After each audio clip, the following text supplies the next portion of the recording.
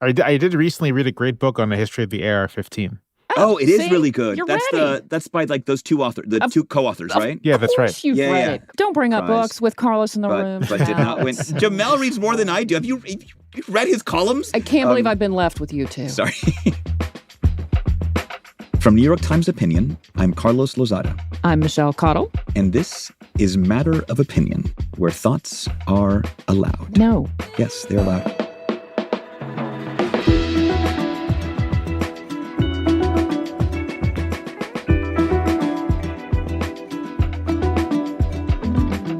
So, Ross is traveling this week, and Lydia is currently on the Columbia University campus reporting on the protests there as we're recording this. So we'll have more on that subject soon.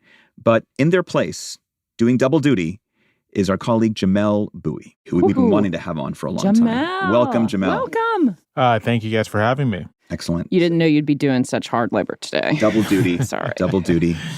So today we're going to talk about, I don't know, maybe a little bit of a grim subject, but it's one we've been meaning to discuss for a while. And that is the prospect of and the reality of political violence in the United States. Now, it's not a new story for America. We've had domestic terrorism, political assassinations, even a civil war. But there are a few reasons I want to talk about this now. First, polling shows that there's a chunk of Americans who seem willing to justify violence as a tool of politics. A recent PBS NewsHour NPR Marist poll shows that about 1 in 5 Americans believe that violence can be a solution to the country's problems. This view is also especially prevalent among those who believe the 2020 election was stolen.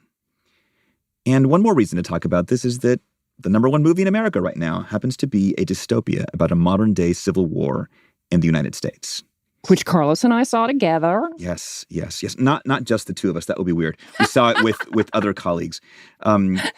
And this is actually another reason we're so psyched to have Jamelle on today, because in addition to being a history buff and a student of eras of political violence, he's also a movie guy.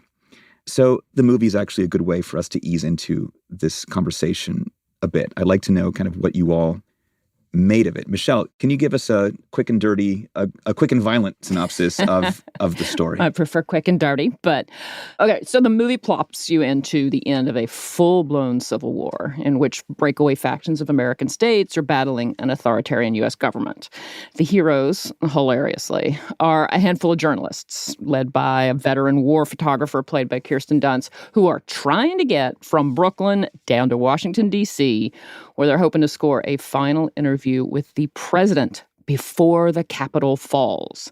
So basically, this is a road trip from hell movie with the sort of post-apocalyptic landscape like you see in zombie movies. Highways clogged with abandoned cars, roving militias, refugee camps, and just violence everywhere. One of its most notable features, which has gotten a lot of attention, is that writer-director Alex Garland expressly avoids getting political. You don't get any backstory about how or why the war started. You're just there, boom, in the middle of all the blood. Jamelle, what'd you think of it? So first of all, I live in Charlottesville, Virginia, and I watched this movie at a screening in Charlottesville. And it was a very strange experience watching it, knowing that first, a critical part of the film is that the characters are going to Charlottesville for reasons That's where the front is. Yes. That's where the front lines are. And there's one particular scene that my understanding is that it takes place basically 20 or 30 minutes outside of Charlottesville, specifically off of Route 20. And so it was just like weird knowing, watching the movie and be like, oh, a bunch of this takes place, in my Your neighborhood. Mm-hmm. And it was very weird. No, so I saw the movie and I immediately vibed with Garland's decision to basically I wouldn't say the movie is not political, but to remove any sort of like contemporary American politics from the film.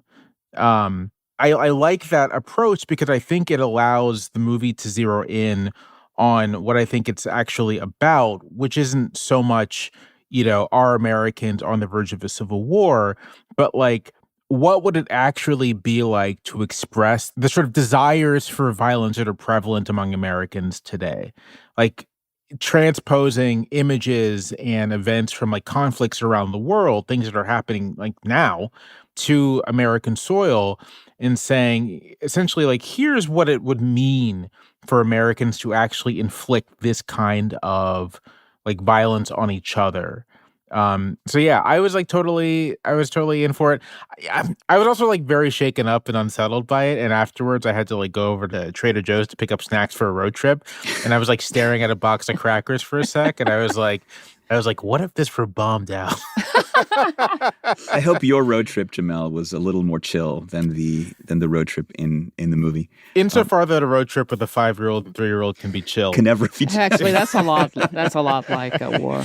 Yeah, I'm with you in the sense that I also appreciated the decision by Alex Garland, who's the writer and director of the movie, to not sort of like do a lot of didactic, explanatory backstory of like, how we got into this war. He just kind of places you in the middle. Well, actually, I don't even know. You said, Michelle, it was the tail end. Yeah. I have no idea if it's the tail end or the middle, because even though there seems to be a big spoilers. denouement at the end, a significant thing happens. You could easily see the war continuing in all sorts of ways, I thought, even though there is a certain air of finality to the conclusion. What I like is that the real sort of dilemma or the real question you're left with is like how people deal with it. There are people who side with the secessionists in this story, or with the president, or the militia groups that pop up everywhere. I was especially taken by, this is not too much of a spoiler, by the people who don't take sides at all. People just trying to sit out the war. And to me, that felt incredibly believable. There's a great moment in the movie when, after the journalists who are the protagonists here have witnessed some really bad stuff, they happen upon this town that seems completely separate from it all. Like there are kids playing in the yards, the sprinklers are going in the yards, the shops are open. And this reminds me that, of course, you don't need an entire country to take sides for there to be a conflict, for there to be political violence. Sometimes all you need is a zealous minority and an indifferent or fearful majority to experience serious levels of violence. So to me, the politics was less about how it all started and more about how we all deal with it.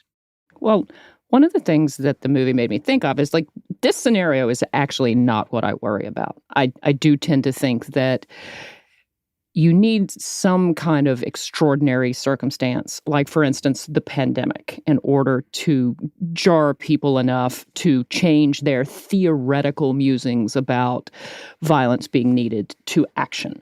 But what I think is happening increasingly frequently is kind of these pockets of political violence and enough political threats to skew how our government operates. I mean, whether you're talking about an individual getting his rifle and trying to go assassinate one particular official, or if you're talking about like election officials getting enough threats that nobody wants to serve in that job anymore. That's the kind of thing that I think is pretty much already a problem that we're dealing with. Yeah. And I mean, we've seen it, right? This all reminds me of a moment in Liz Cheney's book where she's talking about precisely this notion that members of Congress are too afraid sometimes to do their jobs. Here, let me dig up the page. This is when the debate over Trump's second impeachment was raging. And she says, one concern I heard repeatedly was this: members believed Trump should be impeached, but they feared a vote for impeachment would put them and their families in danger. We were now entering territory where the threat of violence was affecting how members voted, preventing them from voting to impeach the president who had already unleashed the violence. The threats were real. They were coming in the forms of calls, voicemails, social media posts, text messages, letters to members' offices and homes. She says that when one member told her that, I'm afraid it will put my wife and new baby in danger, she said, I understood his fear, but I also thought, perhaps you need another job. Oh. Yeah. To your point, Michelle, we are, I think, living through an era of, relative to U.S. history, historically low political violence. There have not been major assassination attempts or an assassination of a president. There have not been mass violent riots of the kind that characterized 19th century American politics. We are not living in an age of mass vigilante violence that characterize, United States through a large chunk of the 20th century. And certainly the everyday violence of the Jim Crow South, political violence and otherwise, is like not a part of our lives today. And so I think this creates, in a funny way, this kind of creates the sense that, well, if political violence were to return, it would be something catastrophic. But I think, like you, Michelle, I think if we were to see an upswing, like a real upswing, it would just look like what most of American history looked like, which is like in the absence of strong federal authority, lots of just like local violence, vigilantism, political suppression. That to me seems much more akin to what we may experience than, you know, like a war like scenario. I guess I'm curious to see what you guys think. Like Jamelle makes a persuasive case that we're sort of at historically low levels of political violence. Given the conditions in the country now, how concerned are you of this breaking out in a significant way? Concern isn't really sort of like how I conceptualize it. It's just sort of like, okay, what is the likelihood that violence against Congress people or people, not just involved the political process is going to erupt? And I'd say that the likelihood is like pretty decent that there is going to be some forms of violence. I don't necessarily think it's going to be organized. I think it's going to be like much more. Are you looking for lone nutters? Yeah, I mean, Yeah. I think lone nutters. I worry a lot about lone nutters. Is much more likely than any kind of like truly organized violence. Like, to give an example of what I mean by organized, during the 1870s in Mississippi, there were groups, not the Klan. The Klan by this point had been like dismantled, but sort of groups who called themselves like white line Democrats, meaning that they were going to vote for white control of the state, that were like actually organized into paramilitaries that assaulted polling places, that, in one instance, like set up a cannon with its sight on a polling place, predominantly used by African American voters, like really organize to either intimidate Republican voters in the state or outright try to kill them to prevent them from casting their ballots. That kind of violence, I don't really see. I'm not worried about that returning. That's why I do find myself always emphasizing that, like, yeah. I mean, the polarization's bad now. The threats of political violence are bad. These are things you don't want in your society. But at the same time, American history, American society has historically been extremely fractious and on edge.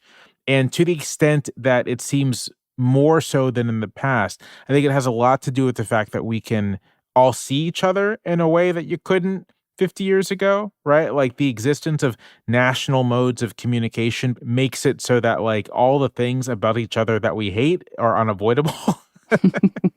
So that I think that has an impact, making the polarization and such seem way worse.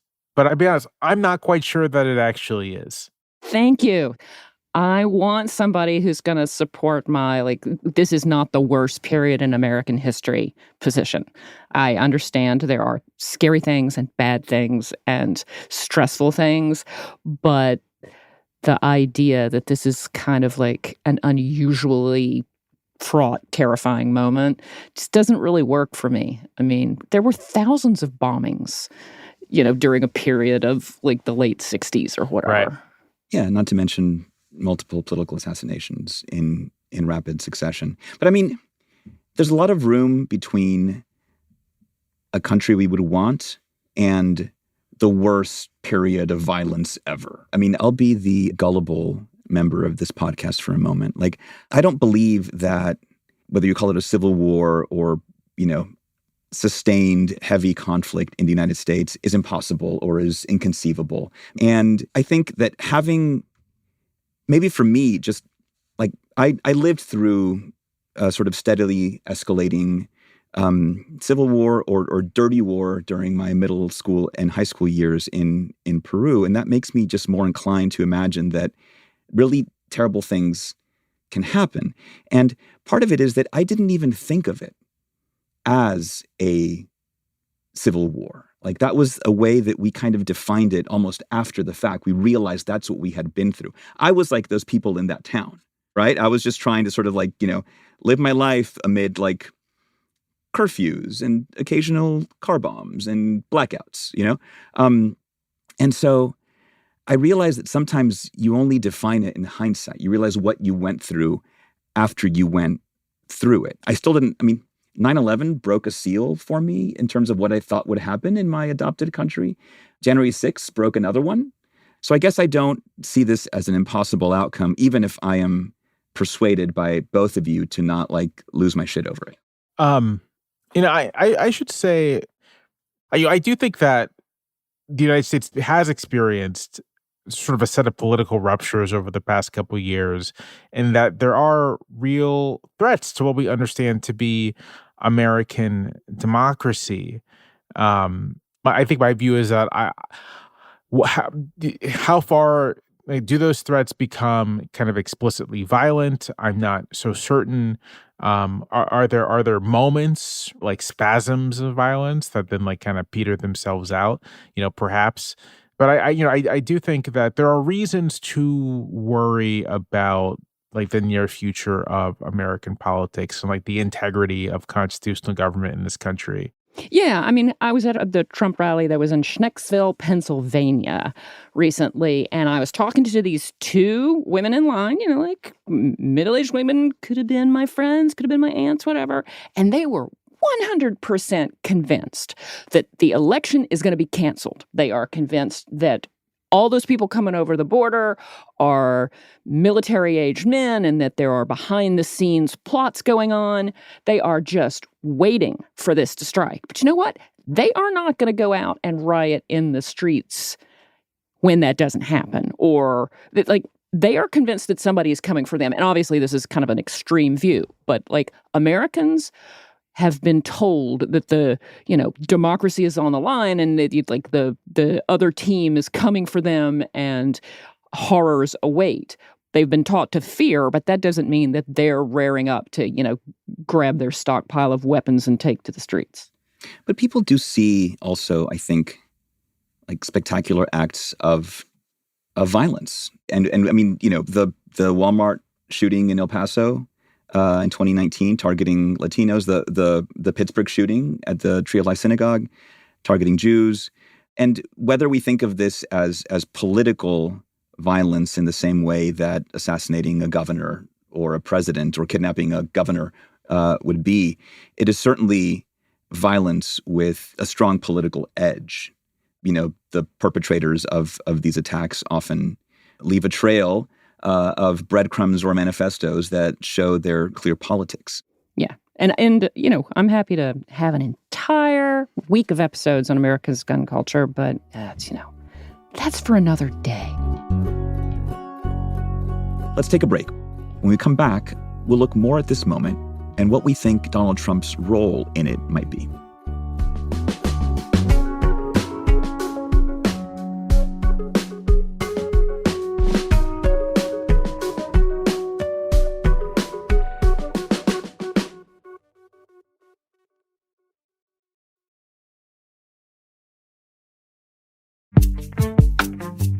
I want to get back to Jamelle's perspectives on the history of political violence in America. And I found this clip from Nixon in 1968, a campaign ad where he explicitly sort of brought up the specter of violence as a campaign tool. It was a series of rapid fire staccato images of protests, of, bloodied people, law enforcement, and a very sort of ominous background. It is time for an honest look at the problem of order in the United States. Dissent is a necessary ingredient of change. But in a system of government that provides for peaceful change, there is no cause that justifies resort to violence. Let us recognize that the first civil right of every American is to be free from domestic violence. So I pledge to you, we shall have order in the United States. The good old days when the there you go. President was calling for not violence. Law and order. But so what do you guys make of that? Because there's political violence, there's violence that is politicized, and then there's the politicizing of violence for electoral ends, right? When you hear that, what do you make of it? What do I make of it? I make of it. I feel like I'm sounding very sort of like, oh, no biggie here. Nothing to see here. Nothing to see here. Keep moving. Move along, because I just think of it as sort of like this is what American political appeals look like. I mean, this Right. is the kind of elect me or people will get hurt kind of thing, either outside of my control because, we live in a lawless country, or maybe because of putting me into power. That's not an unusual political appeal in the history of American politics. And this promise to bring order to an unruly society is like a recurring one, especially among conservative political movements. So I hear this, and obviously because it's Nixon, and Nixon, not blessed with the kind of voice you want to listen to all the time, it sounds quite ominous. But the substance of it seems almost like typical. Mm-hmm. So I have a more specific question for you, Jamelle. So Trump gets out there, and whether he's doing it to rile up his base or to spur them to do something, or if he's just trying to terrify them about what would happen if Democrats take over. I mean, he plays the whole, oh, if I lose, there's going to be chaos and, bloodbath, madness, and the bloodbath, however you want to translate that one. But that approach works in part because he is fairly charismatic figure.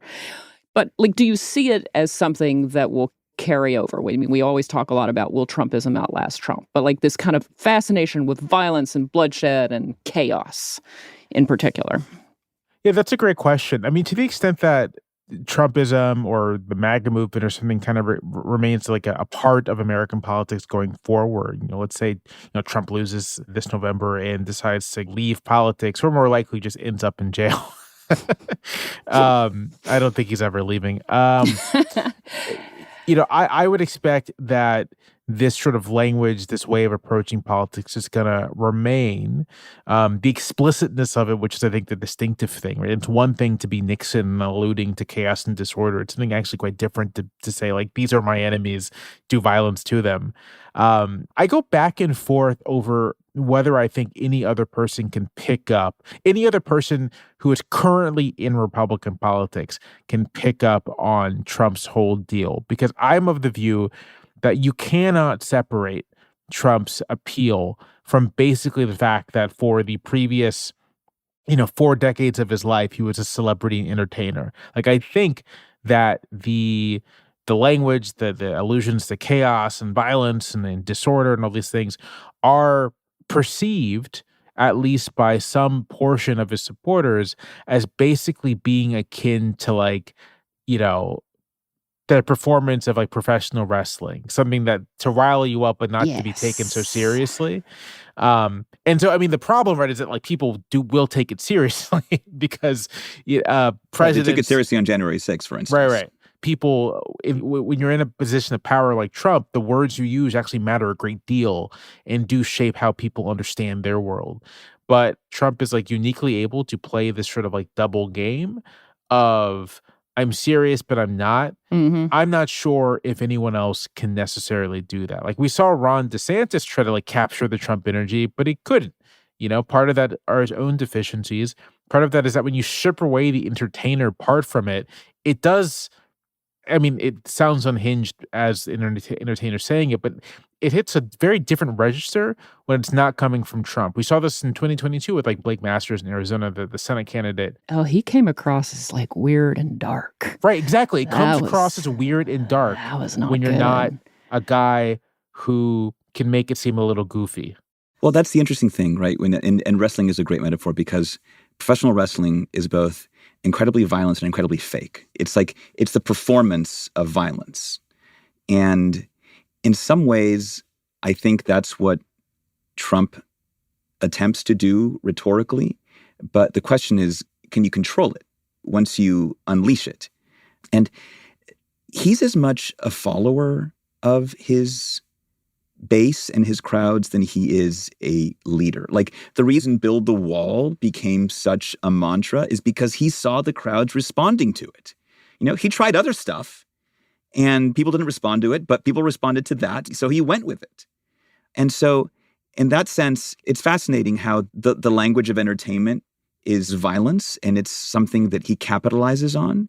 But, to the extent that he can like turn it on and off, like with a switch, is not like, I don't necessarily see that lasting. There's a question of like, could anyone else take up the mantra of Trumpism? Another question is, can anyone else turn it off? Yeah, how does it end? That's actually a very interesting question there. I mean, I personally think it ends when Trump dies, whenever that is. Everybody dies. So you think it's going to just keep running forever?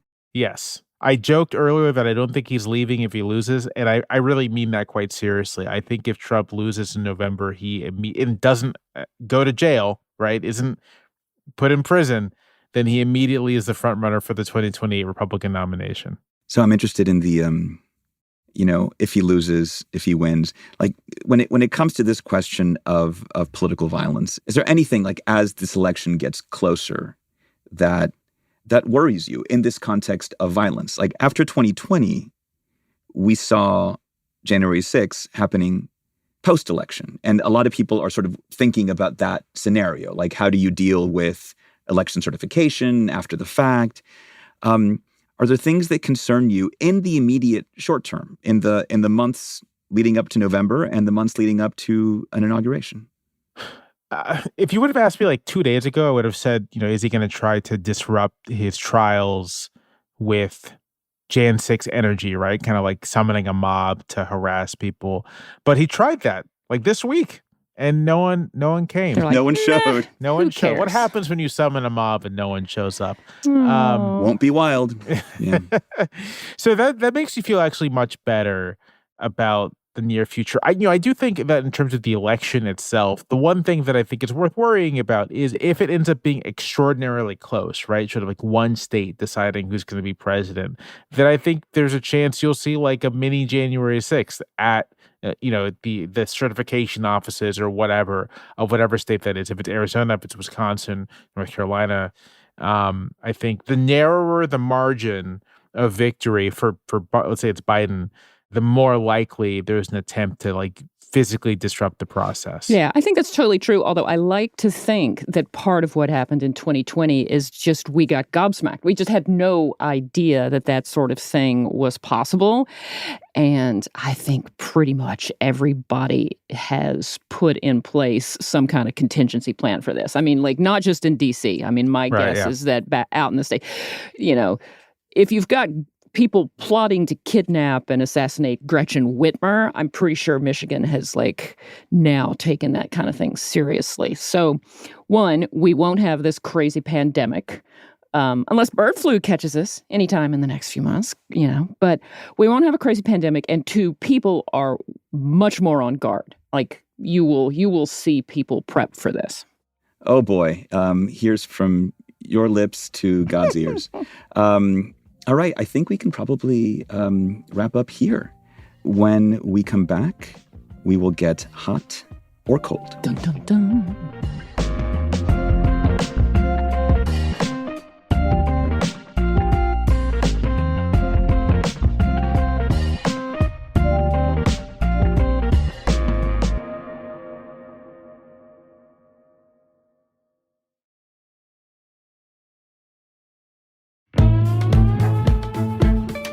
So we're back. For the uninitiated, this is the part of the podcast where one of us shares something that we're really into or not so much.